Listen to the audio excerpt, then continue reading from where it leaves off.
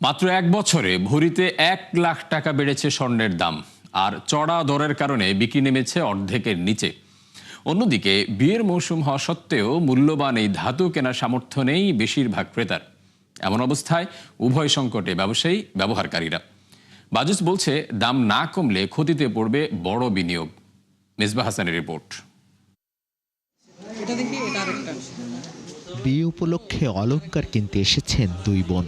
পরিবারের বাকি সদস্যরাও নেড়েচেড়ে দেখছেন বিভিন্ন নকশার গহনা, কিন্তু স্বাদ ও সাধ্যের সমন্বয় ঘটাতে গিয়ে মহা সংকটে এই ক্রেতারা।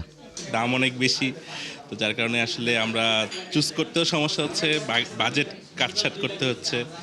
সাধারণত শীত মৌসুমে বাড়ে বিয়ে সহ নানা সামাজিক অনুষ্ঠানের আয়োজন, তাই ডিসেম্বর থেকে ফেব্রুয়ারি পর্যন্ত স্বর্ণ অলংকারের চাহিদাও থাকে বেশি। কিন্তু অস্থির বাজারে হিসাব মেলাতে পারছে না কেউই। বেচা কেনা আগের মতো নাই, আর মানুষের যে দাম হয়েছে এই দাম মানুষের ক্রয় ক্ষমতার বাহিরে চলে গেছে। বিলাসিতা সবকিছু শেষ করে গোল্ড প্রয়োজন অনুযায়ী গোল্ড কিনে, কিন্তু দাম বাড়ার কারণে তারা এখন সাড়া দিচ্ছে না। গেল কয়েক বছর ধরেই বিশ্ববাজারে হু হু করে দাম বাড়ছে মূল্যবান এই ধাতুর, যার কারণ হিসেবে সামনে এসেছে রাজনৈতিক টানাপোড়েন, অর্থনৈতিক সংকট সহ নানা বিষয়। আর এরই প্রভাব পড়েছে দেশীয় বাজারে। বাজুসের তথ্য বলছে, মাত্র এক বছর আগেও 22 ক্যারেটের প্রতি ভরি পাওয়া যেত 1,39,000 টাকায়।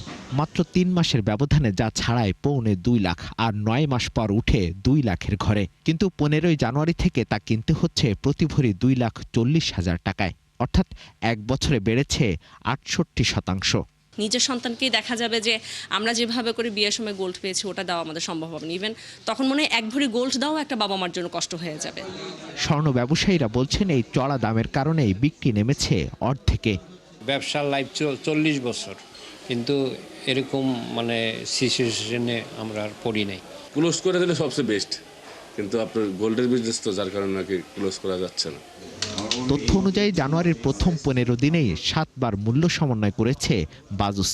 সংগঠনটির সভাপতি বলছেন, দাম না কমলে ক্ষতিতে পড়বে মোটা বিনিয়োগ।